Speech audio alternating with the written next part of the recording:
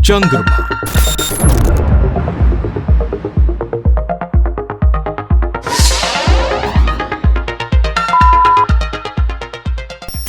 Current affairs में छाया हुआ इस समय का सबसे हॉट टॉपिक। जी हां दोस्तों, चंद्रयान 3 के चांद के डार्क साइड पोल पर सॉफ्ट लैंडिंग के साथ ही चांद आजकल हम लोगों में सबसे ज्यादा चर्चा का विषय बना हुआ है, क्योंकि अब तक चांद पर गए सभी मिशन में पहली बार चांद की डार्क साइड पोल यानी कि साउदर्न पोल पर किसी स्पेसक्राफ्ट द्वारा सॉफ्ट लैंडिंग करी गई है। और ये इतिहास भारत ने रचा है। ये चांद का वो हिस्सा है जो अब तक हम इंसानों की जानकारी और पहुंच से काफी दूर रहा है। अब जब चंद्रयान 3 साउथ पोल पर उतर चुका है तो वहां से जुड़ी जानकारियां वो इसरो को भेजेगा, जिसके बाद चांद से जुड़ी कई और रोचक जानकारियां हम लोगों को मिलेंगी। इसके बाद हमारे वैज्ञानिक चांद से जुड़ी और ज्यादा स्टडी कर पाएंगे। पर दोस्तों, चांद से मिलने वाली जानकारी के हिसाब से अगर आपको चांद पर बसने का मौका दिया जाए तो आप क्या करेंगे? कैसे होंगे वहां के दिन रात और कैसी होगी उस चांद की जमीन जहां पर हम लोग अपनी कॉलोनी बसाएंगे? तो चलिए दोस्तों, एक विजिट करते हैं अर्थ से प्लैनेट मून की और देखते हैं कि क्या क्या मौजूद है उस चांद पर जिसे हम अपनी धरती पर रहकर निहारते हैं और शायरी में अक्सर ही उसे तोड़कर लाने की बातें भी करते हैं। दोस्तों, चांद पर जाने से पहले हम चांद के बारे में थोड़ी सी जानकारी ले लेते हैं।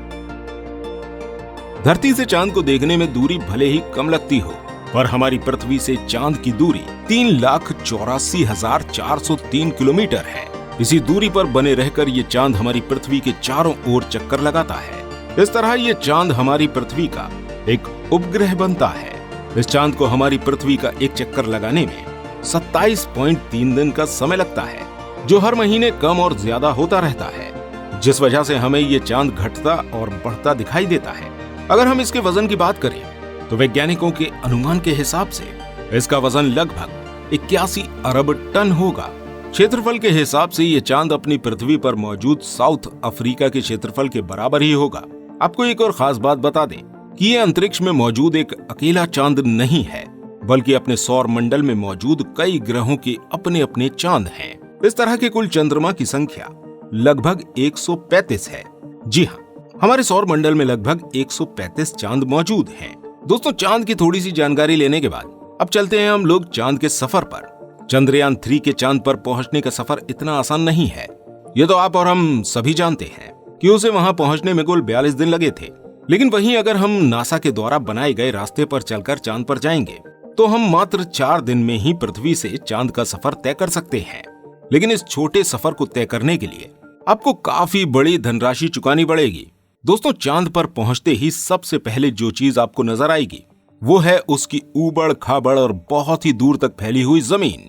जी हाँ, वहां पर हमारी पृथ्वी की तरह सुंदर, हरी भरी और समतल जमीन आपको नहीं दिखेगी, बल्कि वहां पर मौजूद हैं बड़े बड़े गड्ढे यानी क्रेटर्स।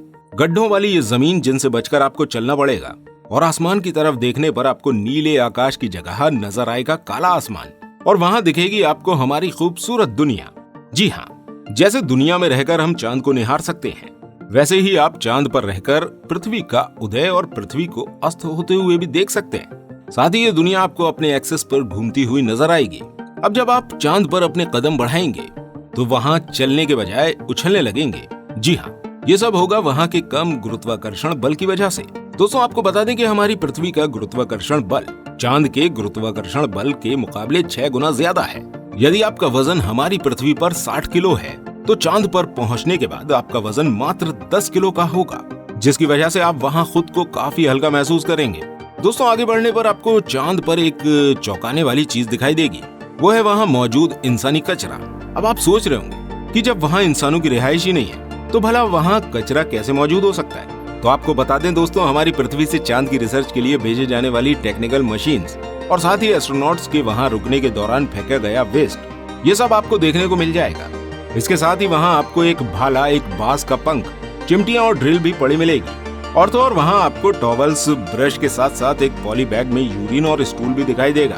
दोस्तों, ये सारा कचरा वहां जाने वाले एस्ट्रोनॉट्स द्वारा चांद की जमीन पर छोड़ा गया है। आपको बता दें दोस्तों कि चांद का ना तो कोई एटमॉस्फेयर है, न वहाँ किसी तरह की कोई हवा है, जिस वजह से वहाँ जो चीज जिस तरह छोड़ी जाती है वो सालों साल उसी हालत में पड़ी रहती है। जिस तरह सालों पहले नील आर्मस्ट्रांग द्वारा रखे गए जूते के निशान वहाँ की मिट्टी पर आज भी मौजूद हैं। ठीक उसी तरह चंद्रयान 3 के रोवर लैंडर द्वारा बनाए गए लैंडिंग मार्क्स भी वहां हमेशा हमेशा के लिए अमर हो गए हैं।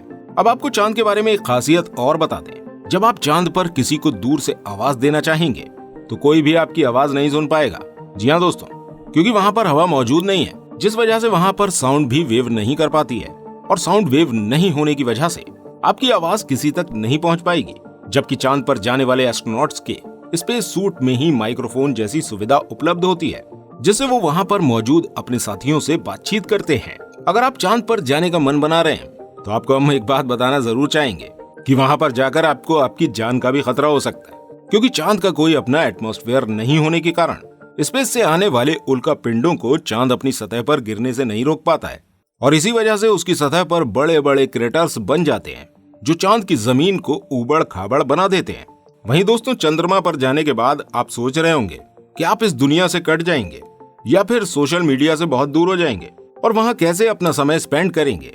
तो आपको ये खुशखबरी भी दे देते हैं कि अमेरिकी अंतरिक्ष एजेंसी नासा द्वारा चांद पर वाईफाई सुविधा उपलब्ध कराने की कोशिश करी गई है।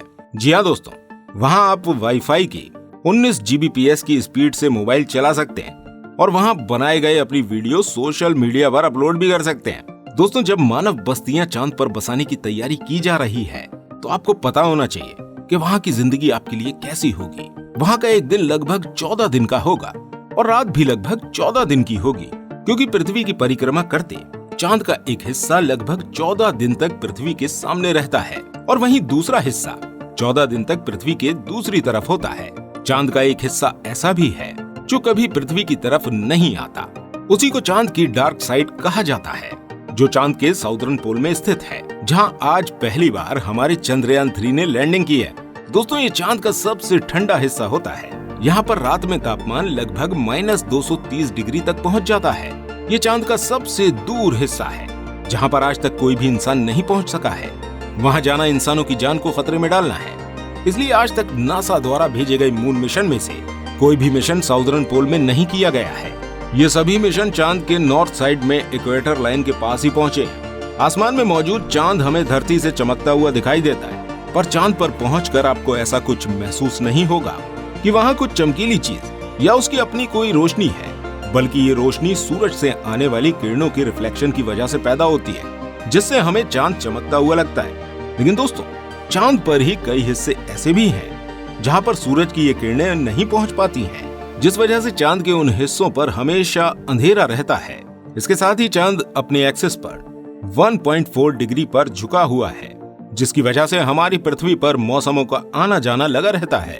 अगर ये भी कहा जाए कि हमारी धरती पर जीवन जीने के लिए चांद की मौजूदगी जरूरी है, तो ये बात कोई गलती नहीं होगी, क्योंकि चांद की ग्रेविटी की वजह से ही हमारी पृथ्वी भी अपनी एक्सिस पर लगातार घूमती रहती है, और लगातार पृथ्वी की परिक्रमा करने के कारण हमारा चांद हर साल हमारी पृथ्वी से 1.5 सेंटीमीटर दूर जा रहा है। तो दोस्तों, ये थी पृथ्वी पर बैठे बैठे चांद की एक सैर जो हमने करी अपनी वीडियो के माध्यम से। उम्मीद करते हैं आपको ये मून विजिट पसंद आई होगी। अगर आपको हमारी ऐसी और वीडियो देखनी है तो प्लीज हमारे वीडियो को लाइक और चैनल को सब्सक्राइब जरूर कीजिएगा। मिलते हैं आपसे फिर किसी नई वीडियो के साथ। Good bye.